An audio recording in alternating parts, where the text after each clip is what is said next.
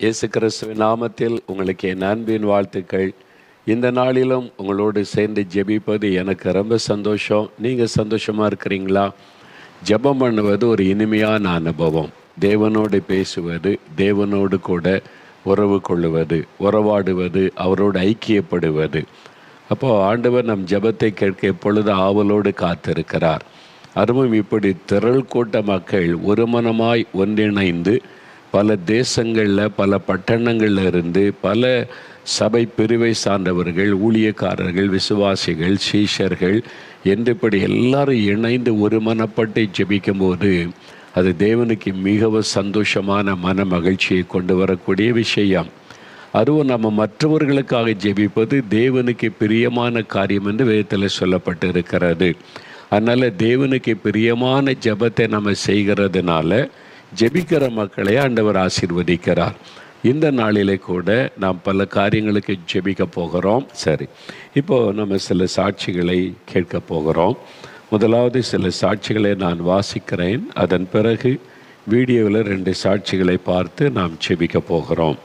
முதலாவது சகோதரி ஆனந்தி, சென்னையிலிருந்து சகோதரி ஆனந்தி. என்னுடைய கர்ப்பப்பையில் நீர்க்கட்டி பிரச்சனை நிமித்தம் 2 முறை கருத்தரித்தும் அபார்ஷன் ஆகிவிட்டது. மேலும் குழந்தைக்காக அநேக சிகிச்சைகளை மேற்கொண்டோம்.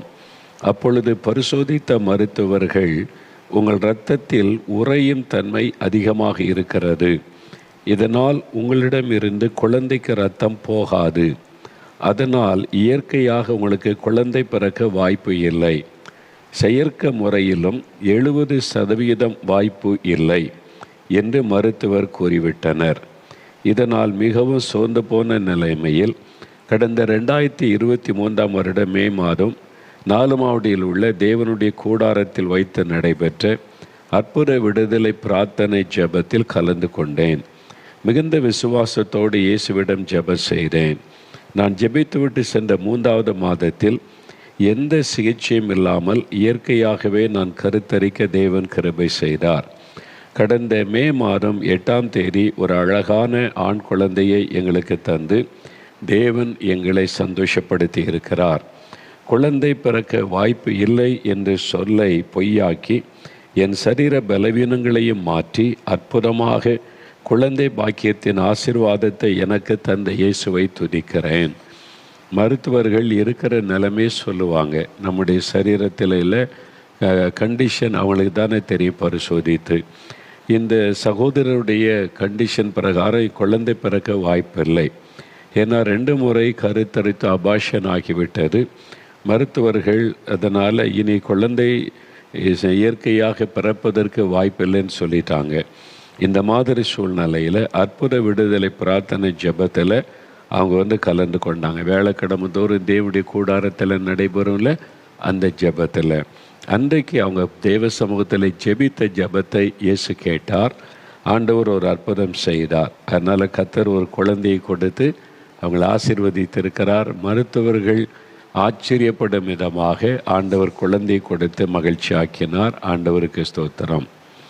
சகோதரி வேளாங்கண்ணி கிரேசி, சென்னை. 2வது சகோதரி வேளாங்கண்ணி கிரேசி, சென்னையிலிருந்து. இன்றைக்கி இந்த 17 வருட பிரச்சனையிலேருந்து விடுதலை பெற்றவங்க 3 சாட்சி இருக்குது. நீங்கள் கவனமாக பாருங்கள், இந்த சாட்சிகளை கேளுங்க. இயேசு எவ்வளோ ஆச்சரியமாக நீண்ட கால பிரச்சனைக்கு கூட தீர்வு கொடுக்குறவர். இது 10 வருஷம் ஆச்சுங்க, 15 வருஷம் ஆச்சுங்க, ஒன்றும் பண்ண முடியும். எத்தனை வருட பிரச்சனை, எத்தனை வருட வியாதி, எத்தனை வருட போராட்டம். ஸ்கின் அலர்ஜி இருந்து வந்தது. தலை முதல் பாதம் வரை தடிப்பாக மாறிவிடும். அதிகமாக அரிப்பு எடுக்கும். சொரியும் போது இரத்தம் புண்ணாகிவிடும். முகம் முழுவதும் தடிப்பாக வீங்கிவிடும். நாக்கில் தடிப்பு ஏற்பட்டு சாப்பிட முடியாமல் ஆகிவிடும். குறிப்பிட்ட உணவுப் பொருட்களை சாப்பிட்டால் இன்னும் இந்த பிரச்சனை அதிகமாகிவிடும். 17 வருடம் அலர்ஜி பிரச்சனை. இதனால் மருத்துவமனைக்கு சென்றேன். என்னை பரிசோதித்த மருத்துவர்கள், உங்களுக்கு அலர்ஜி அதிகமாக இருக்கிறது, இரத்தத்தில் அது கலந்து விட்டது, இதனால் வாழ்நாள் முழுவதும் மாத்திரை சாப்பிட வேண்டும் என்று சொன்னார்கள். இது சுகமாக்க முடியாது, கொஞ்சம் கண்ட்ரோல் பண்ணலாம், வாழ்நாள் முழுவதும் மாத்திரை, அவ்வளோதான். இதனால் தொடர்ச்சியாக மாத்திரை சாப்பிட்டு கொண்டே வந்தேன். அதிகமாக மாத்திரை சாப்பிட்டதினால் என் சரீரத்தின் பின் விளைவுகள் ஏற்பட்டு விட்டது. சைடு எஃபெக்ட்னு சொல்கிறாங்கல்ல, அந்த பாதிப்பு. ஒல்லியாக இருந்த நான் குண்டாக மாறிவிட்டேன். என்னுடைய ஒரு கை, ஒரு கால் மற்றொரு கை மற்றும் காலை விட பெரிதாகிவிட்டது. பாதிப்பு சரீரத்தில், உடம்பு வீங்கி. இதனால் எந்த நிகழ்ச்சியிலும் கலந்து கொள்ள மாட்டேன். மாத்திரை சாப்பிட்டால் இரவு நன்றாக இருக்கும், காலையில் மறுபடியும் அலர்ஜி பிரச்சனை வந்துவிடும். இப்படி 17 வருடமாக இந்த பிரச்சனையினால் மிகவும் வேதனைப்பட்டு வந்தேன். இப்படிப்பட்ட சூழ்நிலையில் கடந்த மே மாதத்தில் ஒரு நாள் ஜெபிக்கலாமாங்க நேரலை நிகழ்ச்சியை பார்த்து கொண்டிருந்தேன். ஜெப நேரத்தில் நீங்கள் வியாதியஸ்தருக்காக ஜெபித்து கொண்டிருந்த போது இயேசுவிடம் மிகுந்த பாரத்தோடு எனக்காக ஜெபம் செய்தேன். என்னை சுகமாக்குங்க, 17 வருஷமாக கஷ்டப்படுறேன் ஆண்டவரே இயேசுவேன்னு ஜெபித்தாங்க. அந்த நாளிலிருந்து என் சரீரத்தில் மாற்றம் வர ஆரம்பித்தது. என்றைக்கு விசுவாசத்தோடு ஜெபித்தார்களோ அன்றையிலிருந்து மாற்றம். நீங்கள் சும்மா பார்த்துட்டு இவங்களுக்கெல்லாம் அற்புதம் நடந்திருக்கு அப்படின்னு சும்மா நிகழ்ச்சியை பார்த்துட்டு போனீங்கன்னா அற்புதம் பெற்றுக்கொள்ள முடியாது. எனக்கும் அப்படியா, இயேசு அற்புதம் செய்வான்னு விசுவாசித்து ஜெபிக்கும்போது, விசுவாசமுள்ள ஜெபத்துக்கு தான் ஆண்டவர் பதில் தருவார். அந்த நாளிலிருந்து என் சரீரத்தில் மாற்றம் வர ஆரம்பித்தது. இப்போது 3 மாதமாக நான் நல்ல சுகத்தோடு இருக்கிறேன். எல்லா உணவுகளை சாப்பிடுகிறேன். ஜெபத்தை கேட்டு 17 வருடமாக இருந்த ஸ்கின் அலர்ஜியிலிருந்து எனக்கு பரிபூர்ண சுகம் தந்த இயேசுவுக்கு ஸ்தோத்திரம். இன்றைக்கு உங்கள் உடம்பில் கூட ஏதோ ஒரு அலர்ஜி, அதாவது ஃபுட் அலர்ஜி அப்படி சொல்லுவாங்க. சில பொருட்கள், நட்ஸ் அலர்ஜி, சிலருக்கு சீ ஃபுட் அலர்ஜி, அது மாதிரி ஏதோ ஒரு அலர்ஜிட்டிக் ப்ராப்ளம். எதையும் சுகமாக இயேசுவால முடியும், எத்தனை வருட பிரச்சனை ஆனாலும். இங்கே பாருங்கள், ஒரு சகோதரருக்கு 17 வருஷம் ஒரு பிரச்சனை. சகோதரர் பிரின்ஸ் ராஜ் திருப்பூர்லேருந்து எழுதியிருக்கிறாங்க. நான் 17 வருடமாக மூல வியாதியால் பாதிக்கப்பட்டிருந்தேன். என்னுடைய வயிறு எப்பொழுதும் கல் போல இருக்கும். சாப்பிடும் உணவு சரியாக ஜீரணம் ஆகாது.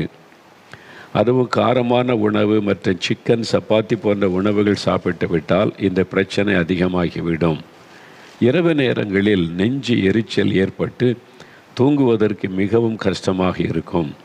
இதற்காக மருத்துவமனைக்கு சென்று அநேக மருந்து மாத்திரைகளை சாப்பிட்டு வந்தும் எந்த நிரந்தர தீர்வும் எனக்கு ஏற்படவில்லை. இப்படிப்பட்ட சூழ்நிலைமையில் கடந்த ஜூலை மாதம் நடைபெற்ற அற்புத பெருவிழா நேரலை நிகழ்ச்சியின் ஜெப நேரத்தில் நீங்கள் ஜீரண உறுப்பு பாதிக்கப்பட்டவர்களுக்காக ஜெபம் செய்தீர்கள். அந்த நேரத்தில் நானும் உங்களோடு இணைந்து என் வயிற்றில் கரங்களை வைத்து மிகுந்த பாரத்தோடு ஜெபம் செய்தேன். ஜெபித்த அந்த நாளிலிருந்து என்னுடைய வயிற்றில் மாற்றம் ஏற்பட்டது என்னால் உணர முடிந்தது. இப்பொழுது எந்த உணவு சாப்பிட்டாலும் எனக்கு ஒத்துக்கொள்ளுகிறது. நெஞ்சு எரிச்சல், ஜீரண பிரச்சனை எதுவும் இப்பொழுது எனக்கு இல்லை. ஒரே நாள் ஜெபத்தின் மூலமாக 17 வருடமாக எனக்கு இருந்த வியாதியை நீக்கி பரிபூர்ண சுகந்தந்த இயேசுவுக்கு ஸ்தோத்திரம். 17 வருடம் டைஜஸ்டிவ் சிஸ்டத்தில் பிரச்சனை, ஜீரண உறுப்பில், அது மாதிரி மூல வியாதியினால் உண்டான பாதிப்பு. அப்போ ஒரே ஒரு நாள் ஜெபம், விசுவாசத்தோடு அந்த கை வைத்து ஜெபித்தாங்க. ஆனால் அந்த வியாதி உள்ள இடத்துல கை வைத்து ஜெபிங்கன்னு சொல்லும்போது நீங்கள் அதை செய்யும்போது உங்களுடைய விசுவாசத்தை வெளிப்படுத்துகிறீங்க. இயேசுவே நான் விசுவாசிக்கிறேன், நீங்கள் என் இதயத்தை குணமாக்குவீங்க, என்னுடைய லங்ஸை குணமாக்குவீங்க, அப்படி வெளிப்படுத்துகிறீங்க. அந்த விசுவாசமுள்ள ஜெபத்துக்கு தான் ஆண்டவர் பதில் தருவார். 17 வருட வியாதி பாருங்கள், ஆண்டவர் சுகம் கொடுத்துட்டார். 2 பேருக்கு 17 வருட பிரச்சனை மாறி இருக்கிறது. இன்னொரு சாட்சி பாருங்களேன். இது 17 வருஷம் இந்த சகோதரருக்கு என்ன நடந்திருக்கு பாருங்கள். சகோதரர் அகஸ்டின், பெங்களூர். இவருக்கு 17 வருஷம் ஒரு பிரச்சனை. என்னென்னா, நான் 17 வருடமாக மதுபானத்திற்கு அடிமையாக இருந்தேன். மதுபானம் தினமும் குடித்து விட்டு வந்து என் தெருவிலும் வீட்டிலும் சண்டையிடுவேன். குடித்து விட்டு வந்து என் மனைவியை அடித்து விடுவேன். இதனால் ஒரு நாள் கூட எங்கள் வீட்டில் நிம்மதியே இருக்காது. கெட்ட நண்பர்களோடு சேர்ந்து மனம் போல் வாழ்ந்து கொண்டிருந்தேன். மதுபானம் அதிகமாக அருந்தியதால் என் சரீரம் பாதிக்கப்பட்டது. கடந்த ஜூலை மாதம் 20ஆம் தேதி திடீரென்று என் வயிற்றில் அதிகமான வலி ஏற்பட்டது. இதனால் மருத்துவமனைக்கு சென்றேன். பரிசோதித்த மருத்துவர்கள், உங்களுடைய பித்தப்பை சுருங்கிவிட்டது, லிவர் அதிகமாக பாதிக்கப்பட்டு விட்டது, இதனால் நீங்கள் அதிக நாட்கள் வாழ முடியாது என்று சொல்லி வேறு மருத்துவரை பார்க்கும்படி பரிந்துரை செய்தனர். அவர் இந்த வார்த்தையை சொன்னதிலிருந்து எனக்குள் ஒரு மரண பயம் வந்துவிட்டது. இதை நினைத்து அதிகமாக அழுது கொண்டே இருப்பேன்.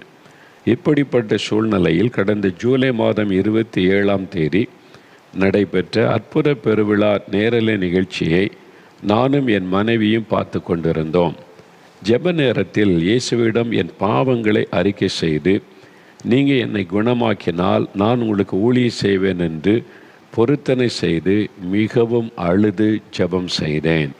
ஏன்னா இனி பிழைக்கிறது கஷ்டம், நிறைய பாதிப்பு வந்துட்டு மதுபானத்தினால அப்படின்னு மரண பயம். இப்போ தன்னை பாவத்தை உணர்ந்து அழுது ஜெபிக்கிறார். உமக்கு நான் ஊழியம் செய்கிறேன் அப்படின்னு பொருத்தனை பண்ணி ஜெபிக்கிறான். என்னுடைய மனைவி என்மேல் கைகளை வைத்து எனக்காக ஜெபித்து கொண்டிருந்தார்கள். அந்த நேரத்தில் நீங்கள் பரிசுத்த ஆவியானவர் மூலமாக மருத்துவரால் கைவிடப்பட்ட நிலைமையில் உள்ள கணவருக்காக மனைவி ஜெபித்து கொண்டிருக்கிறீர்கள். தேவனுடைய வல்லமை உங்கள் மேல் இறங்கி வருகிறது, மரண கட்டுகள் நீங்குகிறது என்று சொல்லி ஜெபம் செய்தீர்கள். அந்த நேரத்தில் தேவனுடைய வல்லமை மின்சாரத்தை போல எங்கள் 2 பேர் மேலும் இறங்கியது. ஒரு பிரகாசமான வெளிச்சம் எங்கள் மேல் பட்டது. அந்த நேரத்திலிருந்து என் மனது லகுவாகிவிட்டது. மரண பயம் என்னை விட்டு போய்விட்டது. ஒரு பெரிய சந்தோஷமும் சமாதானமும் எனக்குள் வந்துவிட்டது. அது மட்டுமல்ல, என் சரீரத்திலும் நல்ல சுகம் வந்துவிட்டது. இப்பொழுது நான் நல்ல சுகத்தோடு இருக்கிறேன். மறுபடியும் குடிக்க வேண்டும் என்ற எண்ணமே எனக்குள் வரவில்லை. எங்கள் ஜெபத்தை கேட்டு 17 வருட குடிப்பழக்கத்திலிருந்தும் மரண கண்ணியிலிருந்தும் என்னை விடுதலையாக்கி எனக்கு பரிபூர்ண சுகம் தந்த இயேசுவுக்கே மனதார நன்றி செலுத்துகிறேன். 17 வருட குடிப்பழக்கம், அதனால் குடும்ப சமாதானம் போச்சு, பாதிப்பு, சரீர சுகம் போச்சுது.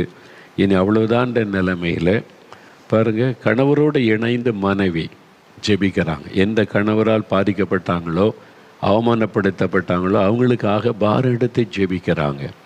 அதுதான் நம்ம ஒருவருக்கொருவர் மன்னித்து நம்ம பாரத்தோடு இணைந்து ஜெபிக்கும் போது இயேசு அற்புதம் செய்வார். மனைவி மேலே வருத்தம் இருக்கலாம், கணவர் மேலே வருத்தம் இருக்கலாம், நம்ம வீட்டுகளில் யாரோ ஒருத்தர் மேலே வருத்தம் இருந்தால் மனப்பூர்வமாக மன்னித்து நேசித்து அவங்களுக்காக ஜெபிங்க, இயேசு அற்புதம் செய்வார். பாருங்கள், உடனே விடுதலை, பாவத்திலேருந்து விடுதலை, அந்த வியாதியிலேருந்து விடுதலை, மரணக்கட்டிலேருந்து விடுதலை.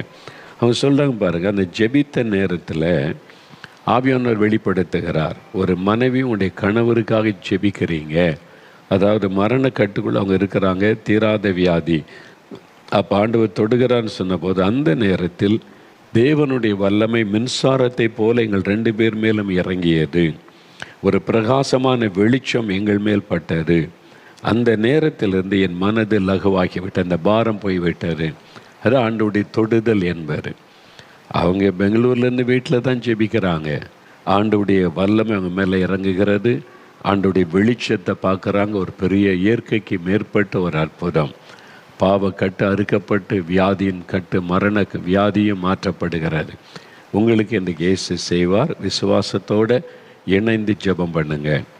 சரி, அடுத்து சகோதரி ஆராயி, சேலத்திலிருந்து சகோதரி ஆராயி என்கிறவங்க, நான் 40 வருடமாக வெற்றிலைப்பாக்கு மற்றும் புகையிலை போடும் பழக்கத்திற்கு அடிமையாக இருந்தேன். 40 வருஷம் ஒரு பழக்கம் அவங்களை அடிமையாக்கி விட்டது. வெற்றிலை போடுறது, புகையிலை போடுவது. கொஞ்ச நேரம் கூட வெற்றிலை பாக்கு போடாமல் என்னால் இருக்கவே முடியாது. சாப்பிடும் நேரம் தவிர மற்ற எல்லா நேரத்திலும் என் வாயிலை வெற்றிலை பாக்கு இருந்து கொண்டே இருக்கும். தூங்கும்போது கூட என் வாயிலை வெற்றிலை பாக்கு இருந்தால்தான் எனக்கு தூக்கமே வரும். ஜெபிக்கலாமாக நிகழ்ச்சியை பார்க்க ஆரம்பித்ததிலிருந்து அதன் மூலமாக இயேசுவை குறித்து நன்கு நான் அறிந்து கொண்டேன். வெற்றிலை பாக்கு போடுவதை தவறு என்று நான் அறிந்து கொண்ட பிறகும் வெற்றிலை பாக்கு போடுவதை என்னால் நிறுத்த முடியவில்லை. மேலும் ஜெபிக்கலாமாக நிகழ்ச்சியில் நீங்கள் வெற்றிலை பாக்கு போடும் பழக்கத்தை உடைய உங்கள் பாட்டிக்காக ஜெபித்ததையும் தேவன் அவர்களை விடுதலையாக்கினதையும் கூறினீர்கள். எங்கள் பாட்டி தான் நான் ரொம்ப பக்தியாக வளர காரணம்.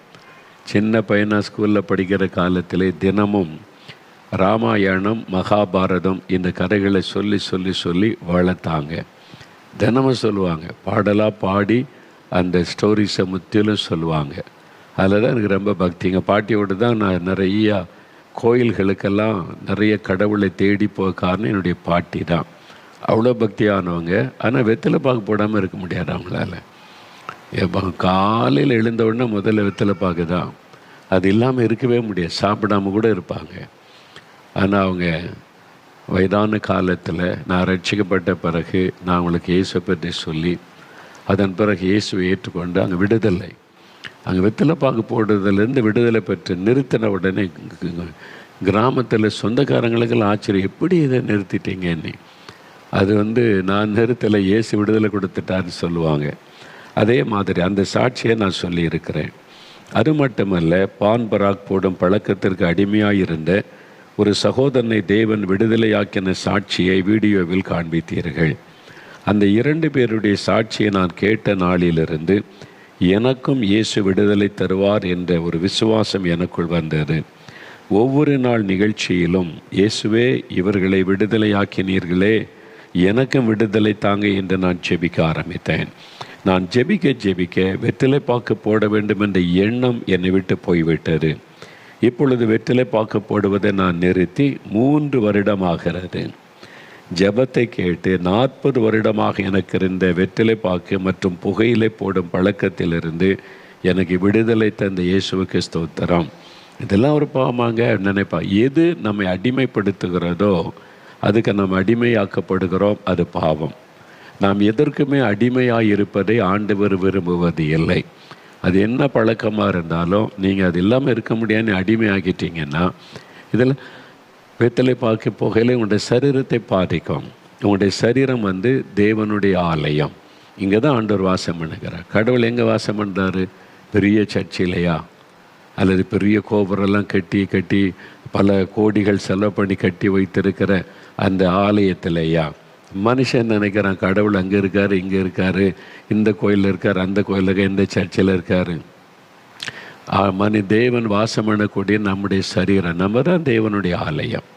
அப்படி தான் வேதம் சொல்லுகிறார். நம்ம தான் தேவனுடைய ஆலயம். பைபிளில் வாசிக்கிற நீங்களே தேவனுடைய ஆலயம், நான் உங்களுக்குள்ளே தான் வாசம் பண்ணுவேன். அப்போ இருக்கு சர்ச்சை கோயிலெல்லாம் நீங்கள் கூடி ஆராதிப்பதற்கு, அவ்வளோதான். கூடி ஆண்டவரை ஆராதிக்கும் போது அவருடைய பிரசன்னம் இறங்கி வரும். அவருடைய வசனத்தை கேட்பதற்கும் ஜெபிப்பதற்கும் அதுக்கு தான் ஆலயம். அவர் வாசம் பண்ணுவது நமக்கு உள்ளதான். அப்போ இந்த சரீரத்தை நீங்கள் புகையினால், போதை வசுகளினால், இந்த மாதிரி பழக்கங்களினால் கரைப்படுத்தி அதை பாதிப்புக்குள்ளாக்கினா ஒருவன் உன்னுடைய சரீரத்தை, அந்த ஆலயத்தை கெடுத்தால் நான் அவனை கெடுப்பேன்னு சொல்கிறார் ஆண்டவர். நான் வாசம் பண்ணக்கூடிய இடம் உனக்குள்ளே தான் நான் வாசம் பண்ணுவேன். நமக்குள்ளே வாசம் பண்ணுகிற ஒரு கடவுள் தான் இயேசு கிறிஸ்து. மனிதனுக்குள்ளே வாசம் பண்ணுவார். பொதுவாக சொல்லுவாங்க எருசலேம் தேவாலயத்தில் என்ன சொல்லுவாங்கன்னா, பிரகாரம், பரிசுத்த ஸ்தலம், மகா பரிசு, 3 பகுதி சொல்லுவாங்க. பிரகாரம், அதுக்குள்ளே போனால் பரிசுத்த ஸ்தலம், அதுக்குள்ளே போனால் மகா பரிசுத்த ஸ்தலம், 3 பகுதிகளுடையது. இப்போவும் நிறைய அந்த மாதிரி கடவுள் வணக்கம் செய்கிற இடத்துல அவங்க கட்டுறதுலலாம் பார்த்திங்கன்னா பிரகாரம், அப்புறம் உள்பிரகாரம், அப்புறம் கருவறை அப்படிலாம் சொல்லுவாங்க. 3 பகுதிகள் தான். இது பைபிளில் தான் இருக்குது. தேவாலயம் கட்டும்போது ஆண்டவர் பிளான் கொடுத்தாரு. இப்போ ஆண்டவர் சொல்லார், அந்த மனுஷன் கட்டின ஆலயத்தில் வாசம் பண்ண மாட்டேன், நீங்கள் தான். நமக்குள்ளே மனுஷனுக்குள்ளே 3 பகுதி இருக்குது. வெளியில் சரீரம், உள்ளுக்குள்ளே ஆத்மா இருக்குது, ஆவி. ஆவி, ஆத்மா, சரீரம் 3 உடையவன் மனிதன். இந்த மனிதன் தான் தேவனுடைய ஆலயம், நமக்குள்ளே வாசம் பண்ணுவார். அதனால் இந்த சரீரத்தை பாவத்தினாலே தீட்டுப்படுத்தவோ ஏதோ ஒரு பாவ பழக்கத்துக்கு அடிமைப்படவோ இடம் கொடுக்கக்கூடாது. மதுபானம், போதை வசுகள், சில புகைப்பிடிக்கிற பழக்கம்.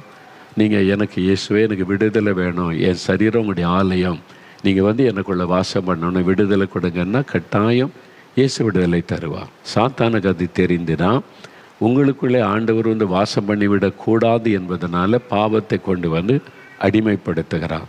பாருங்கள், ரொம்ப பக்தியாக தெய்வத்தை தேடுவாங்க. 40 நாள் விரதம் இருந்து மலைக்கு போய் தெய்வத்தை தேடுவாங்க. வந்த உடனே குடி, சிகரெட்டு விட முடியாது. அவ்வளோதான். அதுதான் மனுஷனுடைய நிலைமை. ஆனால் மெய்யான ஒரு விடுதலை கொடுத்து பரிசுத்த தருகிறவர் பரிசுத்தமுள்ள ஆண்டவர். இயேசு கிறிஸ்து பரிசுத்தமுள்ள ஆண்டவராக இருக்கிறதுனால முதலாவது நம்மை பரிசுத்தப்படுத்தி நமக்குள்ளே வந்து வாசம் பண்ணி, நான் அவன் கூட தான் இருக்கிறேன், பயப்படாதேன்னு சொல்லுவார். அதுக்குனால தான் நம்ம ஒப்பு கொடுத்து பாவத்திலேருந்து விடுதலை பெற்றுக்கொள்ளணும்.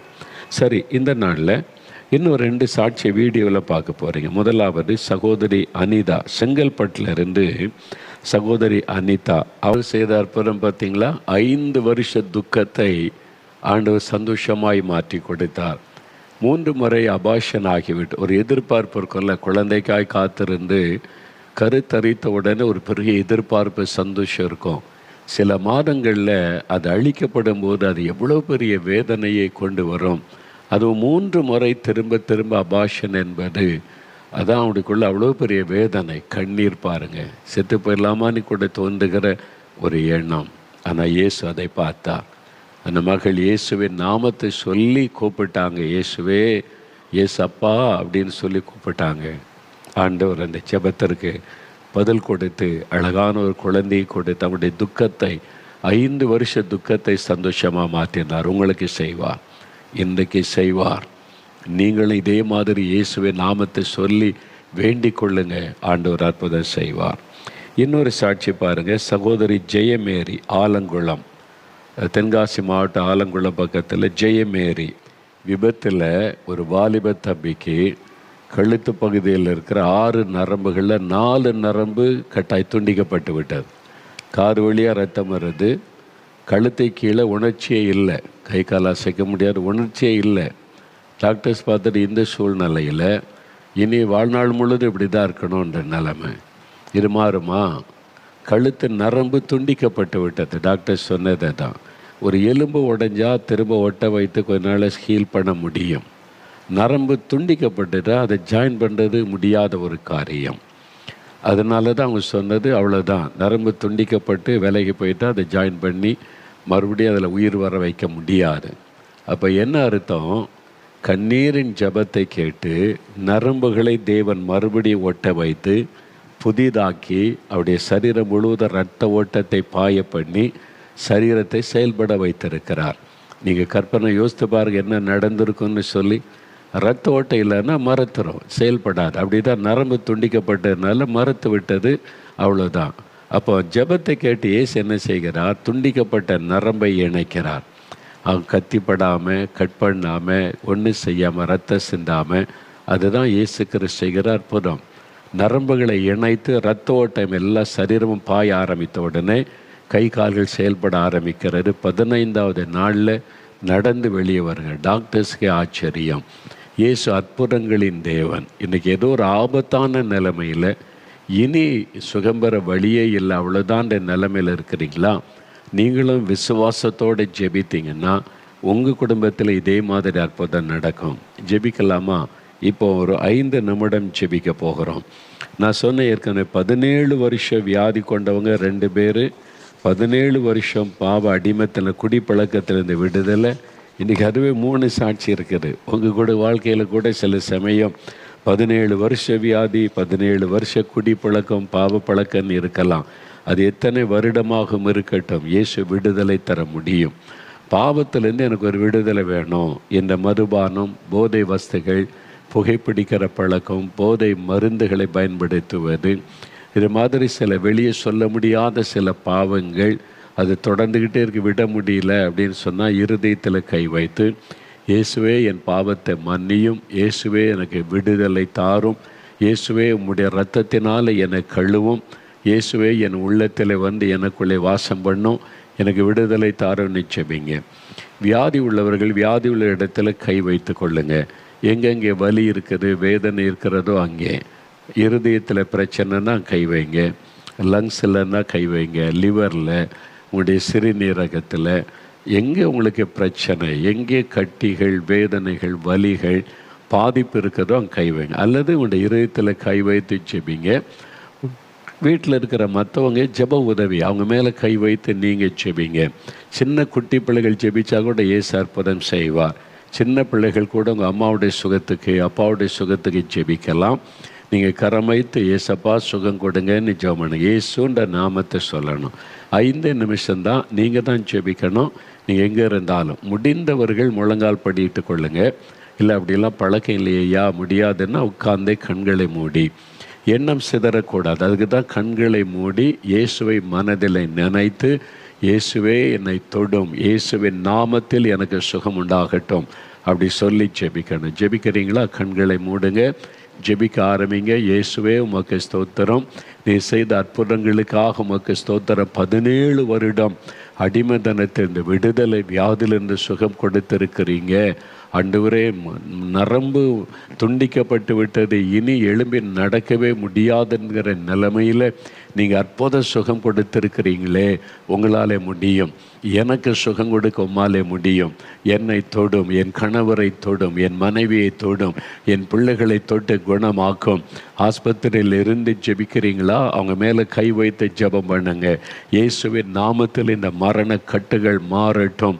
ஆண்டவரே, இயேசுவின் நாமத்தில் சுகம் உண்டாகட்டும். அல்லது வீட்டில் இருந்து ஆஸ்பத்திரியில் உள்ளவங்களுக்காக ஜெபிக்கிறீங்களா?